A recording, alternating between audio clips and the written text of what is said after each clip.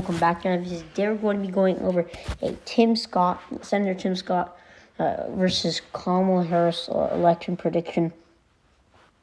And I hope you guys know this video. Subscribe to this YouTube channel. Click that like button. Hit that bell to receive notifications daily, and comment any suggestions you'd like me to make.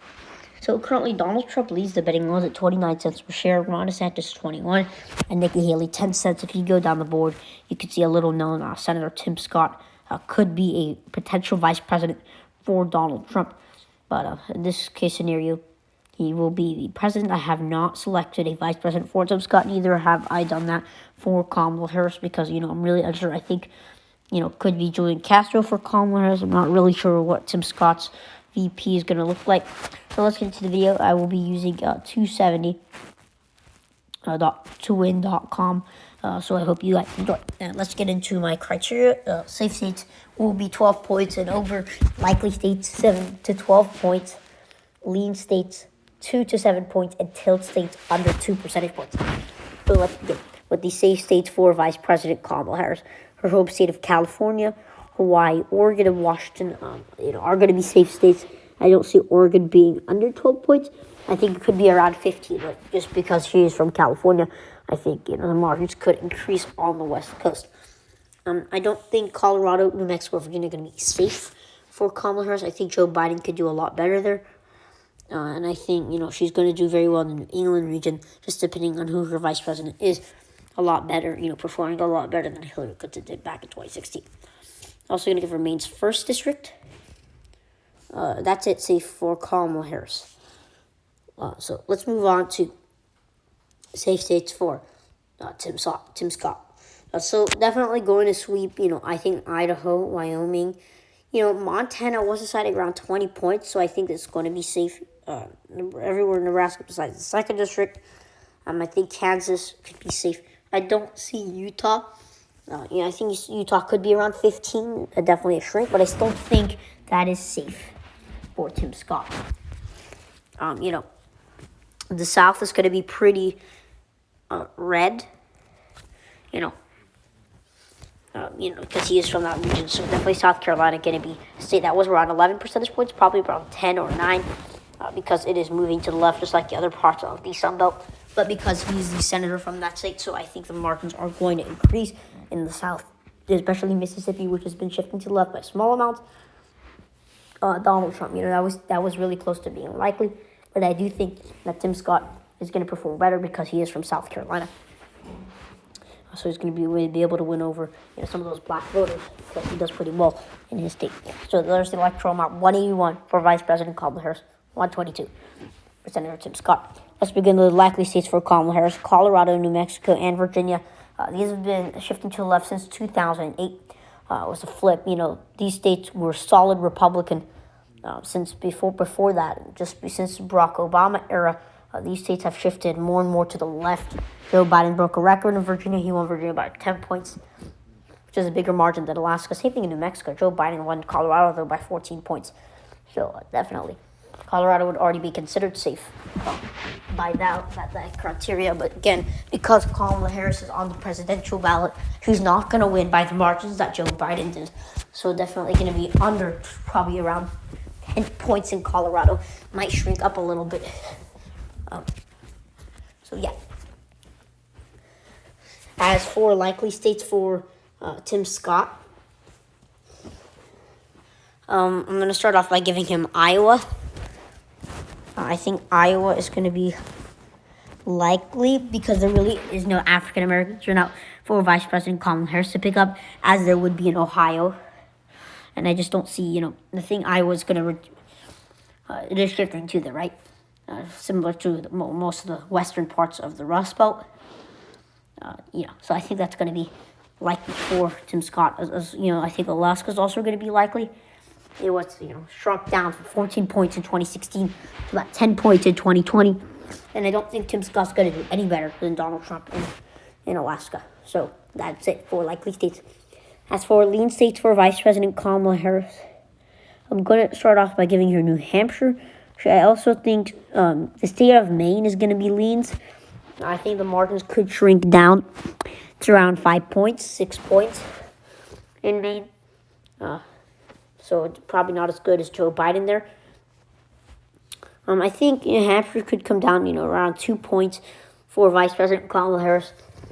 Bigger than Hillary Clinton's margins in the middle, but not as high as Joe Biden's margins in 2020. So that's probably going to be around there.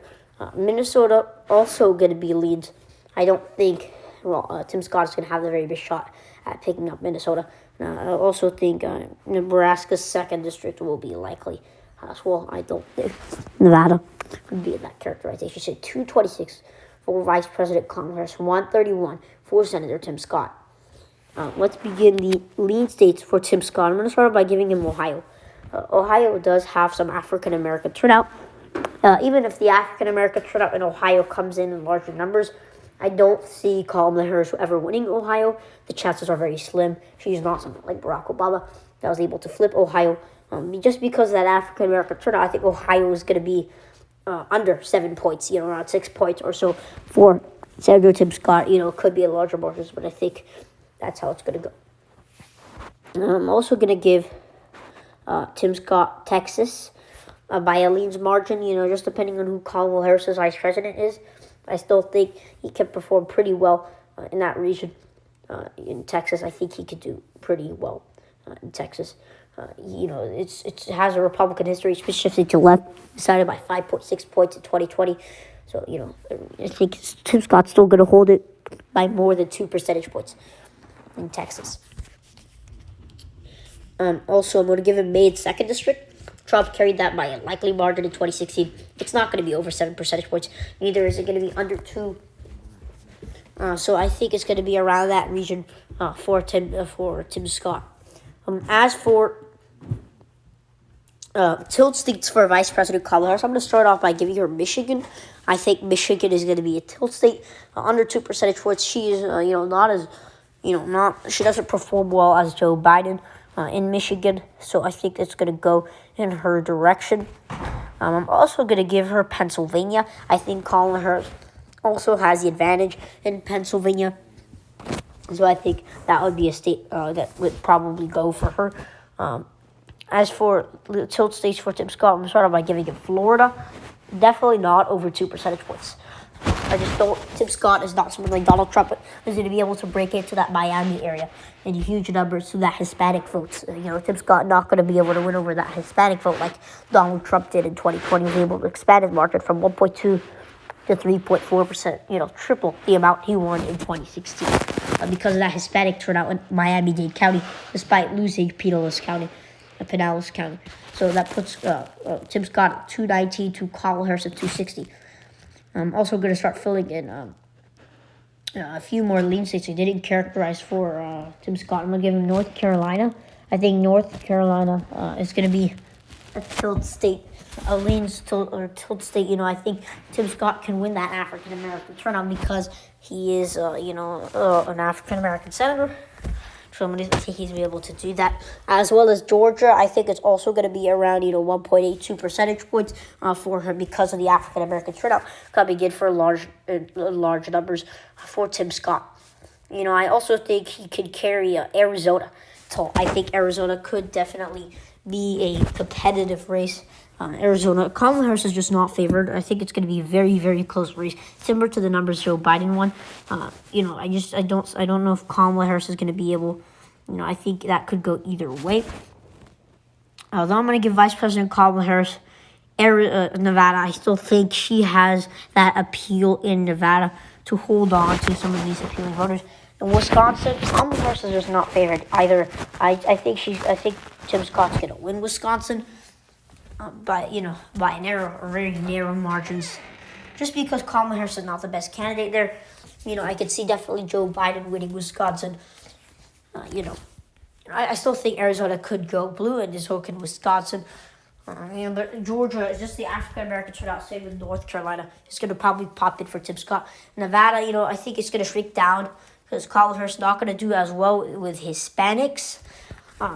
So, I think Florida is not going to be the very biggest margins just because neither is Tim Scott the best candidate towards Florida. So there's the electoral map, 272 for Tim Scott, 266 for Vice President Kamala Harris. If we move this to 2020 map, it would be actually a tie but this is for 2024. So Tim Scott would win 272 to Kamala Harris 266, 270 win. So Tim Scott would be elected the 47th President of the United States. I hope you guys enjoy. Thank you guys for watching, and I will see you guys in the next video. Peace out.